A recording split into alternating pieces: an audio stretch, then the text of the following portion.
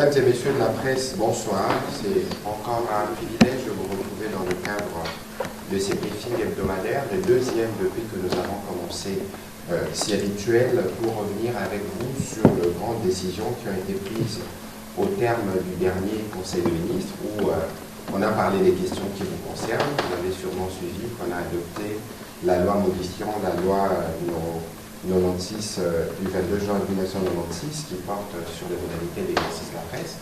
Mais c'était le dernier point à l'ordre du jour du Conseil des ministres.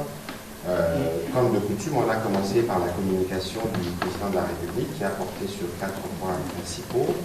Le président de la République est revenu une année après sur la mise en œuvre de l'accord bilatéral qui nous lie avec les Émirats arabes unis et toutes les composantes, notamment la construction du port en eau profonde des Bananas, la construction des infrastructures et tout le corollaire qui doit accompagner ce projet. Le président de la République est aussi particulièrement revenu sur les progrès faits dans la mobilisation de recettes. Vous vous souvenez qu'en dernier Conseil des ministres, on avait parlé de l'atteinte d'ailleurs du dépassement du budget 2011 au 30 septembre dernier. Le président de la République est revenu dessus pour notamment saluer l'action de l'Inspection générale des finances et de la Direction générale des impôts qui se sont particulièrement illustrés dans la mobilisation de recettes, mais aussi donner des indications au gouvernement sur comment ces fonds doivent être dépensés. Il a aussi abordé la question relative à la création d'une agence pour la sécurité des cybersécurités, parce que vous savez que la République démocratique du Congo est exposée, que nous n'avons pas encore une stratégie bien assise pour faire face à tous les impératifs que nous impose la cybersécurité. Et puis il est revenu sur la situation sécuritaire sur un conflit foncier qui a eu lieu à Banzabougou et qui a occasionné plusieurs dégâts. Dans la suite de sa communication, le Premier ministre et chef du gouvernement est revenu principalement d'abord pour féliciter le président de la République après la mise en place dans le haut commandement militaire. Vous savez que c'était une recommandation qui venait régulièrement des élus du Nord Kivu et de l'Ituri, des provinces qui sont sous état de siège et qui sont le plus concernés par cet impératif de la sécurité. Et donc, vous avez vu qu'il y a eu la cérémonie de passation de l'étendard au Campopolo, et donc le Premier ministre a tenu à féliciter le président de la République pour cela. Mais il est aussi revenu sur un certain nombre de dossiers, notamment avec le ministre de l'Industrie qui a parlé d'un projet de soutien de fonds de promotion de l'industrie à Banga qui permettra de produire et de répondre aux besoins, notamment en huile de palme et tout le corollaire. Mais il a aussi abordé la question sur le climat des affaires, où il a eu des concertations avec les représentations, les ambassadeurs et chefs des missions diplomatiques ici, pour faire le point de progrès qui sont faits, parce que vous savez qu'au niveau du gouvernement, il existe des ministères, ils sont 17, qu'on appelle des ministères réformateurs, qui sont chargés au quotidien de suivre l'évolution des mesures que nous prenons dans le cadre du climat des affaires. Ensuite, nous avions eu les points d'information classiques, intérieur, sécurité, défense, développement rural, numérique. Je crois que vous tous, vous avez plus ou moins pris le soin de lire le compte rendu qui vous avait été partagé pour que vous puissiez vous faire une idée pour alimenter le débat. Et puis nous avions eu, et c'est là que je vais terminer mes introductions, on a eu 2 lois qui ont été adoptées les mêmes jours, mais qui rentrent plus ou moins, qui ont beaucoup de points qui sont chevêtres. C'est le code du numérique qui a été déjà discuté à un moment au niveau du gouvernement, mais il y avait un besoin de faire une harmonisation, notamment avec le ministère du Commerce extérieur, qui travaillait déjà sur un projet de loi pour réguler les secteurs du commerce électronique. Et donc, tout ce qui est lié au numérique, on a convenu que cela devait faire partie de ces codes qui a été proposé par le ministre Ebérand. Dans ces codes, évidemment qu'il y a un besoin de légiférer sur ces secteurs nouveaux, mais il est aussi question de protéger la vie privée des uns des autres. Il est aussi question des infractions, parce que vous avez remarqué qu'il y a beaucoup de dérapages de ce côté et qu'il y a un besoin pour la République de pouvoir légiférer à ces sujets. Les derniers textes qui a été soumis en Conseil, je disais, c'est le texte qui nous concerne, il vous souviendra qu'en début d'année, le président de la République nous a fait le privilège de présider et de clôturer les travaux des États généraux de la communication des médias.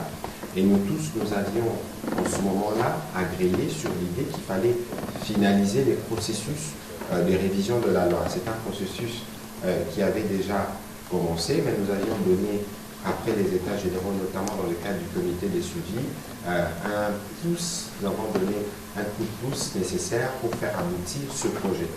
Ces projets viennent d'abord répondre à l'impératif de l'adaptation.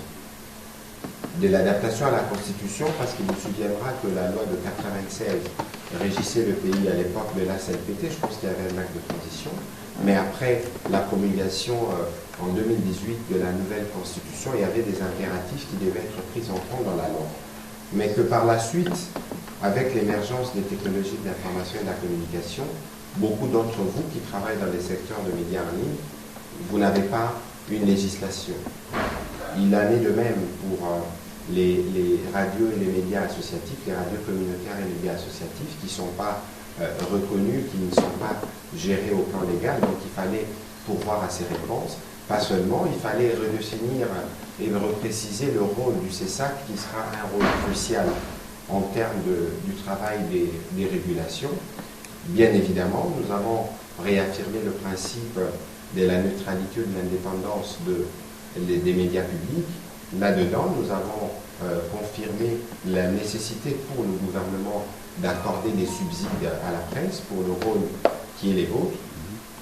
Nous avions achoppé sur, je ne dirais pas achoppé, mais nous avions sur la question de la dépénalisation, il y a eu beaucoup de débats, parce qu'il vous souviendra, durant les États généraux, qu'il était question pour nous de faire la salubrité médiatique pour ne pas consacrer une forme de régime d'impunité.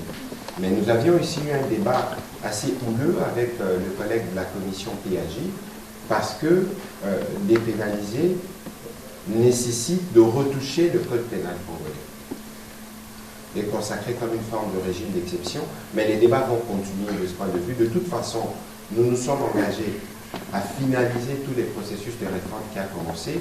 J'ai eu l'occasion une nouvelle fois de rappeler les besoins pour nous, gouvernement, d'accompagner le processus en cours à l'Assemblée nationale autour de l'honorable Nyarudabo pour arriver à faire aboutir la loi d'accès à l'information. Nous avions eu des débats notamment sur le statut des journalistes. Il fallait, à l'époque, c'était une ordonnance loi, je pense, de 80. Maintenant, les juristes nous disent qu'il faut faire un décret.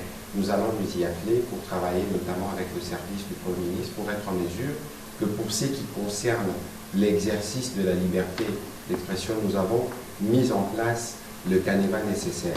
On va travailler aussi, j'espère que d'ici la fin de l'année, nous pourrons finalement avoir le congrès de l'Union nationale de la presse du Congo, parce que c'est elle, la structure principale, qui nous permettra notamment de régler ces questions des tribunaux de pairs, de voir comment on fera de notre mieux pour éviter que les journalistes ne soient exposés devant la justice classique. Et donc voilà plus ou moins les contenus résumés du compte rendu de la 73e réunion du Conseil des ministres, et je les tiens à votre disposition évidemment pour répondre à certaines de vos préoccupations. Je souhaiterais que nous puissions rester dans le cadre du sujet, parce que cet exercice est spécialement dédié à la compréhension, à la meilleure compréhension des décisions du Conseil des ministres. On va commencer par Gino Rémy. Le gouvernement ne peut pas accorder des subventions aux médias qu'il ne connaît pas. Lorsque je parle de connaissance des médias ici, c'est au sens administratif du terme. Les médias doivent être connus du ministère, ils doivent bénéficier des avis favorables et récépissés et toutes les conditions qui sont remplies pour qu'on arrive à cette fin. Aujourd'hui, nous avons bouclé le processus de l'assainissement du secteur des médias. Il est juste question que nous décidons de la fermeture de certaines. Nous sommes en train de prendre des dispositions pour ce faire parce que malheureusement, nous serons obligés d'y arriver. Il y a des médias qui existent mais qui n'ont aucune existence légale. Dites-moi, vous avez 260 chaînes de télévision, pour ne parler que des chaînes de télévision. Comment vous partagez la manne publicitaire? C'est que les sociétés des télécoms dépensent aujourd'hui est largement inférieur à ce qu'ils dépensaient il y a 10 ans. Parce qu'à l'époque, pour la RTGA, Richard Chacun en face de moi, la seconde ou la minute ou Marlon Kacham ou CBS, c'était peut-être 30 ou 50 dollars. Aujourd'hui, combien coûte une publicité d'une minute? Les prix sont dérisoires justement parce qu'il y a trop de médias. Alors, le besoin qu'il y a, et c'est ce que nous avions dit aux États généraux, c'est de nous regarder dans les yeux et de nous dire, est-ce que cet environnement de foisonnement des médias nous permet d'évoluer de manière viable, pour dire économiquement. De quoi vivent les médias? Les appuis du gouvernement, c'est des appuis qui viennent, par exemple, on a mis dans la loi, je pense que toutes les importations des intrants, tout ce qui rentre dans la publication des journaux seront exonérés. Mais la viabilité, c'est les commerces. Lorsque vous créez votre entreprise qui est commerciale, vous voulez vivre, suivant ces statuts-là. Mais vous vivez de quoi? La publicité. Mais quelle est la marge publicitaire? Quels sont les marchés publicitaires dont les médias disposent ici? Il est étroit. Il est étroit. Malheureusement, les médias souffrent aussi du contexte général de pauvreté dans lequel se trouvent ces pays. Vous ne pouvez pas avoir des médias riches dans un contexte de pauvreté. Et puis, si vous allez maintenant creuser sur ceux qui sont les véritables promoteurs de médias ici, vous voyez qu'il y a beaucoup de chaînes confessionnelles liées à des pasteurs, et certaines liées à des hommes politiques qui, les chaînes parfois évoluent suivant les fluctuations de l'évolution de la carrière de l'homme politique. Tout ça, c'est des choses qui sont assez compliquées. Mais nous devons nous être en mesure de nous regarder de manière froide, de regarder ce que la loi prévoit. Parce que vous lirez par exemple que dans la loi, et on a repris, je pense, des dispositions de la loi de 96, les directeurs de publication, les directeurs de rédaction doivent être un homme pleinement formé. Ça veut dire qu'il y a le cursus de formation que requièrent les secteurs de médias. Mais quand vous regardez aujourd'hui, il n'y en a pas. Nous, dans la commission de contrôle technique qu'on a mise en place, on regarde trois choses. Vos capacités techniques, vous devez avoir au moins un studio, sauf si vous voulez être une chaîne de télévision. Vous devez avoir au moins un responsable qui a été formé pour faire ce travail. Malheureusement, il n'y en a pas. Et lorsqu'on va regarder du côté administratif, c'est encore plus difficile. Et c'est 260 chaînes. Et donc, lorsque nous allons sévir, il ne faut pas que les gens considèrent que nous sommes en train de brimer l'exercice de la liberté de la presse. Au contraire, nous sommes en train de l'encadrer pour être sûr que nous, lorsque nous déciderons de donner des subventions aux médias, qu'on soit en mesure de les lister. On sait qu'il y a 100, on va donner à 100. Mais lorsqu'il y a 260, le partage devient compliqué parce que après, vous voyez, il y a tout ce qu'il y a. Mais ceci, pour nous, n'est que le point de départ. Il faudrait qu'on voie avec vous, justement, les praticiens du métier, voir dans quelle mesure on peut nous assurer que nos médias sont bien réorganisés.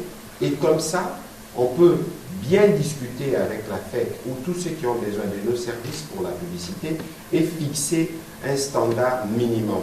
Parce que vous allez dans votre média, on vous dites 100 $, mais on va dans un autre qui dit donnez-moi 20 $. Comment on va faire?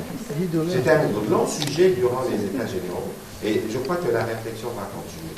On va prendre la question. Après la prise de cette cité par M23, la deuxième, c'est par rapport au congrès de l'UNPC. Vous en avez parlé, je crois, lors de votre compte rendu. Comme on aime à le dire, on n'a rien à cacher. Nous voulons travailler dans la transparence. Lorsqu'il y a des difficultés, nous les reconnaissons. Lorsqu'il y a des progrès, nous les reconnaissons parce que nous avons besoin que notre population consomme la bonne information qui émane de bonnes sources. Alors, on me demande de dire un mot en lingala. Oui.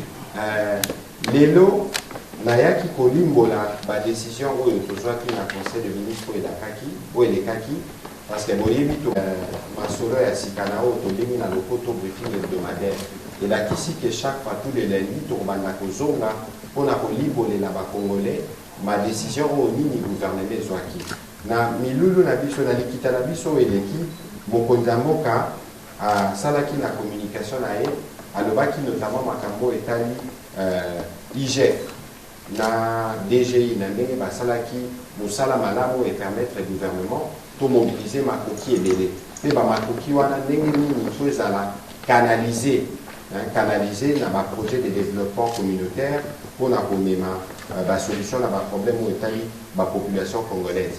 Mokonzi mboka pe alobelaki makambo elekaki na manzango bato bazalaki koswana autour ya ba conflit foncier pour kopesa ndimisa na ba gouverneur de province nyonso ba travailler de sorte que ba éviter ba situation qui peut perturber la cohésion nationale. Bon, tout le monde a repris sa traduction cohésion nationale là, il faut préserver Kina dans la province de Bissonioso.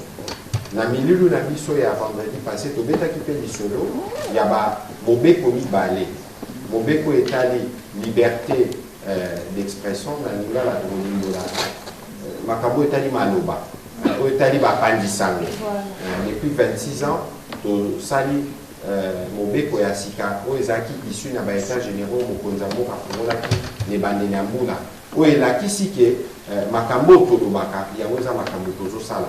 Na kati wana tosololaki makambo etali sécurité, ministre intérieur, la ministre à défense, bapesaki situation générale ya mboka, et puis tobetaki masolo etali ba projet, que ce soit dans le secteur ya industrie, que dans le secteur à développement rural. Mais kasi toko bongama na mikolo ezali koya po totrouve ndenge nini tokobanda kosala communication moko spécialement dédiée na lingala mpe na balangue nationale nyonso mpo bacongolais bacomprendre dynamique oyo tozali kolancer na mosala oyo ya biso na gouvernement po peuple azalaka tous les jours na information malamu alanda biloba te to mpe barumeur oyo elekaka na baréseaux sociaux te. Voilà, c'est par ces termes qu'on va conclure cet exercice et j'espère que chacun de vous a été édifié et que vous en ferez le relais auprès de vos lecteurs et auprès de ceux qui suivent vos différents reportages. Nous vous remercions beaucoup pour l'accompagnement et nous espérons nous retrouver le lundi prochain pour un autre briefing hebdomadaire. Merci. Bon voyage.